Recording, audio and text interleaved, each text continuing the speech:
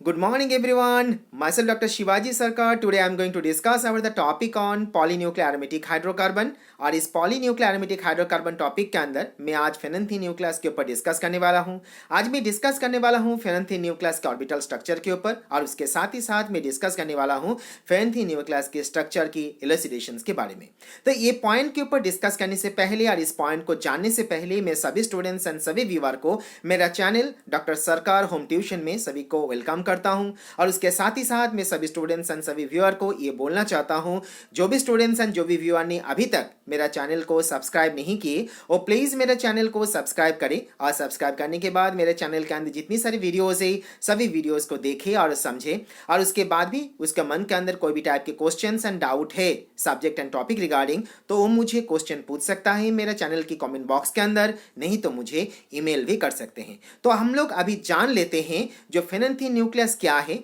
इसका स्ट्रक्चरल रेसिडेशंस क्या है और इसके साथ ही साथ जान लेते हैं इसका ऑर्बिटल स्ट्रक्चर क्या होते हैं। तो फेनैंथीन न्यूक्लियस एक एग्जाम्पल है जो पॉलीन्यूक्लियर एरोमेटिक हाइड्रोकार्बन की, और हम लोग ऐसा बोल सकते हैं जो फेनैंथीन न्यूक्लियस एक ऐसे मॉलिक्यूल है जो मॉलिक्यूल 3 बेंजीन रिंग से बना हुआ है। डेफिनेटली वो एक फ्यूज्ड बेंजीन रिंग सिस्टम्स के अंदर आ रहा है। That means we can say the phenanthine is an polycyclic aromatic hydrocarbon composed of 3 fused benzene ring system.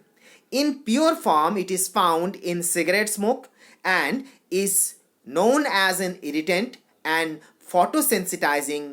to the skin whenever they are come in contact in the light. Phenanthine appear as an white powder and having the blue in color in fluorescence in nature. And we can also say the phenanthine is a molecule and which can be considered as an backbone of morphine. And if we are going to be observe the phenanthine and its melting point, we can observe it should be melt at 327 Kelvin temperature. And if we are going to observe the solubility, this molecule is very much soluble in ether, very much soluble in benzene. But if we are going to observe the solubility in water, we can observe that molecule is completely insoluble in water. And we should also remember that whenever the phenanthine is soluble in water and whenever the phenanthine is soluble in benzene, and in that condition if we are going to observe the color, so in that condition we can observe it should be observed as an blue fluorescence in nature. तो इस जगह पे हम लोगों ने देखा और समझे जो फेनैंथीन एक ऐसे मॉलिक्यूल है जो पॉलीन्यूक्लियर एरोमेटिक हाइड्रोकार्बन के अंदर आ रहा है और जहां पर हम लोग 3 बेंजीन रिंग हम लोग इस मॉलिक्यूल के अंदर देखेंगे और इस 3 बेंजीन रिंग को एक करके के साथ फ्यूज्ड होते हुए देखेंगे। और इस जगह पे हम लोग ये भी ऑब्जर्व कर पाएंगे एक स्ट्रक्चर के अंदर जो इसका स्ट्रक्चर एक एंगुलर स्ट्रक्चर की एग्जांपल है। और इसका प्योर फॉर्म में जब हम लोग इसको ऑब्जर्व करते हैं तो ये सिगरेट स्मोक के अंदर प्रेजेंट होते हैं और ये बहुत ही ज़्यादा इरिटेबल होते हैं जब ये स्किन के टच में आते हैं, जब ये लाइट के प्रेजेंस में आ जाते हैं। और इसकी जब हम लोग इसको बेंजीन के साथ इसको डिजोल्व करें और उस जगह पे उसका कलर को ऑब्जर्व करें तो उस जगह पे हम लोग ये ऑब्जर्व कर सकते हैं जो इसका जो कलर होते हैं वो कलर यहाँ पर ब्लू फ्लोरेसेंस इन नेचर होते हैं। और इस जगह पे एक चीज और भी याद रखना है, ये जो मेल्टिंग पॉइंट इसका है, इसका मेल्टिंग पॉइंट है 327 केल्विन। और इस जगह पे इसका सॉल्युबिलिटी का ऑब्जर्व करते हैं तो ये पानी के अंदर सोडा भी सॉल्युबल नहीं है, पानी के अंदर इनसॉल्युबल होते हैं और ये अल्कोहल और इथर और बेंजीन के अंदर बहुत ही ज़्यादा मात्रा में इसका सॉल्युबिलिटी ऑब्जर्व हम लोग कर सकते हैं। और इसके साथ ही साथ मैं सभी स्टूडेंट्स को ये बोलना चाहता हूँ जो ये जो फेनैंथीन की जो मॉलिक्यूल है इस मॉलिक्यूल को हम लोग बैकबोन ऑफ मॉर्फिन के हिसाब से कंसिडर करते हैं। तो अभी क्वेश्चन ये आ रहा है हम लोग इसे मॉर्फिन की बैकबोन के हिसाब से क्यों कंसिडर करते हैं। तो जैसे हम लोग यहाँ पर मॉर्फिन के स्ट्रक्चर देख पा रहे हैं और इस जगह पे हम लोग फेनैंथीन स्ट्रक्चर भी देख पा रहे हैं। तो जब हम लोग यहाँ पर मॉर्फिन के स्ट्रक्चर देख रहे हैं तो इस जगह पे हम लोग देख पा रहे हैं जो ये स्ट्रक्चर 3 बेंजीन रिंग से बना हुआ है और इसी तरीके से हम लोग यहाँ पर फेनैंथीन मॉलिक्यूल के अंदर भी 3 बेंजीन रिंग देख पा रहे हैं। तो इसका मतलब ये हो रहा है जो मॉर्फिन स्ट्रक्चर के साथ हम लोग फेनैंथीन स्ट्रक्चर की नंबर ऑफ सिमिलैरिटीज देख पा रहे हैं और ऐसा ही सिमिलैरिटी हम लोग कोडेन के अंदर देखे और ऐसे ही सिमिलैरिटी हम लोग यहाँ पर थियोबेन के अंदर भी देख सकते हैं। तो इस जगह पे हम लोग ऐसे ऑब्जर्व कर सकते हैं जो हम लोग फेनैंथीन मॉलिक्यूल के साथ जब कंपैरिजंस मॉर्फिन के साथ करेंगे, जब हम लोग कंपैरिजंस यहाँ पर कोडेन के साथ करेंगे, जब हम लोग इसके भी कंपैरिजंस यहाँ पर थियोबेन के साथ करेंगे तो उस जगह पे हम लोग ये ऑब्जर्व कर पा रहे हैं जो फेनोथीन न्यूक्लियस के साथ ये तीनों स्ट्रक्चर की नंबर ऑफ सिमिलैरिटीज है और इसीलिए ऐसा बोला जाते हैं और इसीलिए ऐसा माना जाता है जो phenanthrene is an backbone of morphine. तो अभी हम लोग जान लेते हैं जो इसका ऑर्बिटल स्ट्रक्चर के बारे में। हम लोगों ने अभी देखा फेनोथीन की जो स्ट्रक्चर है ये स्ट्रक्चर प्लानर है और इस स्ट्रक्चर के अंदर हम लोग इसका नंबर ऑफ कार्बन को काउंट करें तो उस जगह पे हम लोग देख पाएंगे जो इसमें टोटल नंबर ऑफ कार्बन 14 होते हैं और इसमें हम लोग हाइब्रिडाइजेशन sp2 टाइप के हाइब्रिडाइजेशन देख पाएंगे और इस जगह पे हम लोग गिन लेते हैं जिसमें टोटल कार्बन 14 है कि नहीं है। जैसे यहाँ पर हम लोग देख सकते हैं कार्बन नंबर 1 2 3 4 5 6, यहाँ पर 7 8 9 10 11 12 13 एंड 14। तो इस जगह पे हम लोग ऑब्जर्व कर पा रहे हैं जो इसके अंदर total 14 number of carbon present है और इस जगह पे हम लोग जो हाइब्रिडाइजेशन इसमें देखेंगे तो इसमें हम लोग हाइब्रिडाइजेशन sp2 टाइप के हाइब्रिडाइजेशन हम लोग देख पाएंगे। तो इसका मतलब ये भी हो रहा है जब हम लोग यहाँ पर sp2 टाइप के हाइब्रिडाइजेशन देखेंगे तो इस जगह पे हम लोग डेफिनेटली कौन सी टाइप की बॉन्ड देख पाएंगे, यहाँ पर हम लोग डबल बॉन्ड देख पाएंगे जो हम लोगों ने ऑब्जर्व किए लास्ट स्ट्रक्चर के अंदर जहां पर हम लोगों ने देखा एक कार्बन दूसरी कार्बन के साथ डबल बॉन्ड में जुड़ा हुआ है। So we can say that each carbon atom is attached to the 3 carbon atom by the help of sigma bond and resulting form as an overlapping of trigonal sp2 orbital and there is an cloud of pi electron formed by overlapping of p orbital above and below the plane of carbon atom. This pi electron cloud contain total 14 number of pi electron and it can follow the Huckel's rule, and for that reason we can say phenanthine is considered as an aromatic compound and we can also say that phenanthine can show the aromatic behavior. तो इस जगह पे हम लोगों ने देखा जो phenanthine molecule and phenanthine nucleus के orbital structure क्या होते हैं। तो ओवरऑल हम लोग ऐसा बोल सकते हैं phenanthine एक ऐसे मॉलिक्यूल है जो मॉलिक्यूल प्लानर है जिस मॉलिक्यूल के अंदर हम लोग टोटल 14 नंबर ऑफ कार्बन देख पा रहे हैं, जिस मॉलिक्यूल के अंदर हम लोग sp2 हाइब्रिडाइजेशंस देख पाएंगे और यहाँ पर sp2 हाइब्रिडाइजेशंस होने के लिए हम लोग इसके अंदर डबल बॉन्ड भी देख पाएंगे जो एक कार्बन दूसरी कार्बन के अंदर प्रेजेंट होंगे और यहाँ पर हम लोग जो p ऑर्बिटल देखेंगे ये p ऑर्बिटल कार्बन की above and below the plane present होंगे और एक कंपाउंड ये मॉलिक्यूल जनरली हाकल्स रूल को फॉलो अप करते हैं और इसीलिए इस मॉलिक्यूल को हम लोग बोल सकते हैं ये एरोमेटिक है और इसीलिए ये मॉलिक्यूल एरोमेटिक बिहेवियर को भी शो अप करते हैं। तो अभी क्वेश्चन ये आ रहा है जो फेनोथीन मॉलिक्यूल के अंदर हम लोग उसका स्ट्रक्चरल एसिडेशंस के बारे में क्या जानेंगे और स्ट्रक्चरल एसिडेशंस के बारे में हम लोग जानना चाहेंगे फेनोथीन मॉलिक्यूल की तो इसका स्ट्रक्चरल एसिडेशंस क्या होते हैं। तो सबसे पहले क्वेश्चन ये आ रहा है if you are going to be observe the molecule of the phenanthrene and it should be calculated from its analytical data and its molecular formula is C14H10 and it is closely resemble to the benzene and anthracene in its chemical property. If you take an example, it can be nitrated, it can be chlorinated and it also be converted into the and can be followed the sulfonated. तो इस जगह पे हम लोगों ने observe किए जो हम लोग इसका मॉलिक्यूलर फॉर्मूला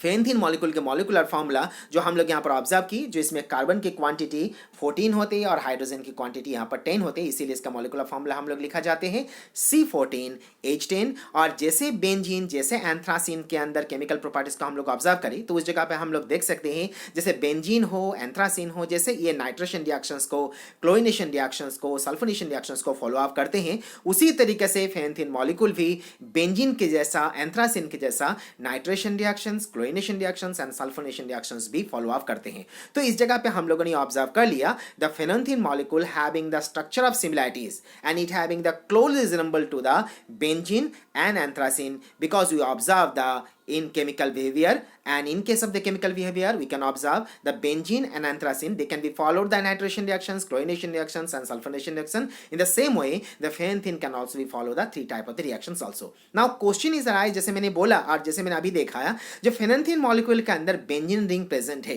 तो लेकिन क्वेश्चन ये आ रहा है जो हम लोग इस benzene ring जो यहाँ पर प्रेजेंट है इसे हम लोग प्रूव कैसे करेंगे। तो इसको प्रूव हम लोग करेंगे क्योंकि इसको जब तक हम लोग प्रूव नहीं करेंगे तब तक हम लोग ये बोल नहीं सकते जो फेनोथीन मॉलिक्यूल के अंदर बेंजीन रिंग से वो बना हुआ है। So if you are going to be oxidize and if you are going to be followed the oxidation in case of phenanthroquinone which is often further oxidized to give the diphenolic acid The latter, the compound on distillation with the soda lime yield the diphenyl, and this suggests that the phenanthine is structurally related with the diphenyl. जैसे हम लोगों ने यहाँ पर observe कर पा रहे हैं, जो फिनैंथिन की जो मॉलिक्यूल है, इस मॉलिक्यूल को हम लोगों ने यहाँ पर क्रोमियम ऑक्साइड के प्रेजेंस पे रिएक्शंस कर रहे हैं. जब हम लोग इसका रिएक्शंस कर रहे हैं तो यहाँ पर फिनैंथिन यहाँ पर फेनेंथिक क्विनोन में कन्वर्ट हो चुके हैं, और जब इस मॉलिक्यूल को हम लोग यहाँ पर हाइड्रोजन परऑक्साइड और यहाँ पर CH3COOH के प्रेजेंस पे रिएक्शंस कर रहे हैं, तो यहाँ पर हम लोगों ने यहाँ पर ऑब्जर्व कर पा रहे हैं जो इसमें डाइफेनिक एसिड जनरेट हो रहा है. और इसको जब हम लोग कैल्शियम ऑक्साइड और सोडियम हाइड्रोक्साइड के साथ रिएक्शंस कर रहे हैं तो यहाँ पर डाइफेनिक एसिड यहाँ पर हमारा डाइफिनाइल में कन्वर्ट हो रहा है. तो यहाँ पर हम लोग ऑब्जर्व कर पा रहे हैं, और डाइफिनाइल के स्ट्रक्चर को हम लोग ऑब्जर्व करें तो उस जगह पे हम लोग कितनी बेंजीन रिंग देख पा रहे हैं? हम लोग यहाँ पर 2 बेंजीन रिंग देख पा रहे हैं. तो इसमें से ये प्रूव कर सकते हैं जो फेनेंथीन की जो मॉलिक्यूल है वो मॉलिक्यूल बेंजीन रिंग से बना हुआ है. उसी तरीके से हम लोग दूसरे एग्जांपल से भी इसको प्रूव कर सकते हैं. जैसे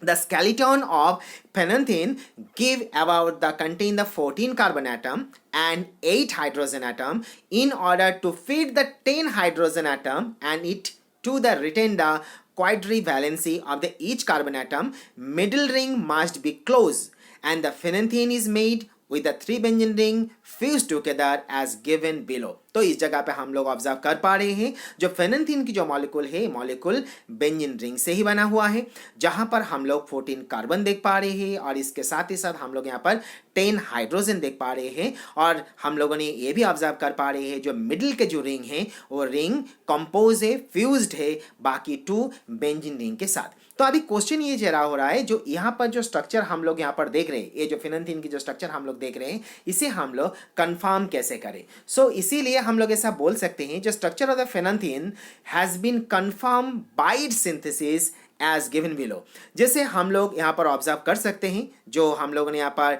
डाइबेंजिल लिए, और डाइबेंजिल लेने के बाद हम लोग इसको रेड हॉट ट्यूब को ऊपर से हम लोग इसको पास करें तो उस जगह पे वो क्या करते हैं, फेनेंथीन 2 हाइड्रोजन को यहाँ पर डाइबेंजाइल 2 हाइड्रोजन को लॉस करते हैं, और लॉस करने के बाद यहाँ पर वो फेनेंथीन मॉलिक्यूल में कन्वर्ट हो जाते हैं. That means we can say whenever the vapour of dibenzyl are passes through the red hot tube it produce phenanthine by the loss of hydrogen atom. So we can also be observe the other example. So in that example we can also be observe whenever the 2,2 dimethyl phenyl is react, and they are going to be also be converted to the phenathine by the help of the loss of the 2 hydrogen atom. और ये जो मैंने अभी बोला फेनेंथीन की जो molecule है और जो न्यूक्लियस है, न्यूक्लियस बेंजीन रिंग से बना हुआ है, तो इसको हम लोग यहाँ पर हावर सिंथेसिस से भी कन्वर्ट और प्रूव कर सकते हैं. जैसे हम लोगों ने यहाँ पर देखा नैप्थलीन के साथ यहाँ पर सक्सिनिक एनहाइड के रिएक्शंस कर रहे हैं, और हम लोग जानते हैं जो नैप्थलीन को जो स्ट्रक्चर होते हैं, ये स्ट्रक्चर के अंदर हम लोग बेंजीन रिंग देख पाते हैं और देख पा रहे हैं. और इसीलिए जब इस मॉलिक्यूल को हम लोग यहाँ पर सक्सिनिक एनहाइड्रेट के प्रेजेंस पे रिएक्शंस कर रहे हैं तो यहाँ पर हम लोग नंबर ऑफ इंटरमीडिएट देख पा रहे हैं. और लास्टली जब हम लोग यहाँ पर 1, 2, 3, 4 टेट्राहाइड्रो फेनेंथीन के साथ जब हम लोग पैलेडियम एंड कार्बन के साथ रिएक्शंस कर रहे हैं तो यहाँ पर कंपाउंड हमारा फेनेंथीन में कन्वर्ट हो जा रहा है. तो इस जगह पे हम लोगों ने ऑब्जर्व की जो फेनेंथीन की जो मॉलिक्यूल हम लोगों ने जो यहाँ पर प्रिपेयर किए, ये प्रिपेयर हम लोगों ने कहाँ से की? नैप्थलीन से की. और नैप्थलीन की जो स्ट्रक्चर है, स्ट्रक्चर के साथ किसके सिमिलरिटीज है? बेंजीन के सिमिलरिटीज है, क्योंकि यहाँ पर हम लोगों ने 2 बेंजीन रिंग देख पा रहे हैं. तो क्वेश्चन यही जनरेट हो रहा है क्योंकि यहाँ पर 2 बेंजीन रिंग है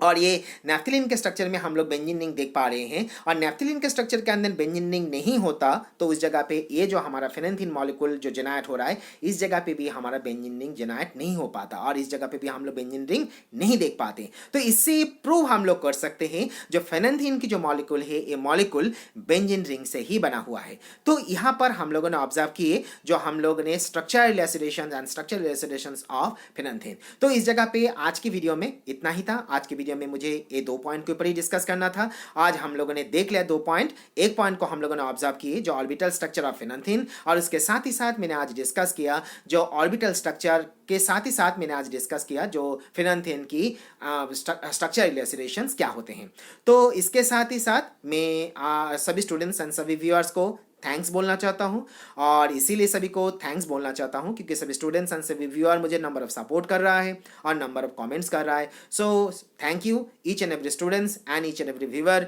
for your support and for your valuable comment. And इसके साथ ही साथ मैं भी बोलना चाहता हूँ नेक्स्ट वीडियो में हम लोग इस फिनेंथीन मॉलिक्यूल के ऊपर ही डिस्कस करेंगे और उसके बारे में हम लोग और भी डिस्क्रिप्टिवली और भी ब्रीफली और भी बहुत कुछ जानेंगे और उसको जानने की कोशिश करेंगे। सो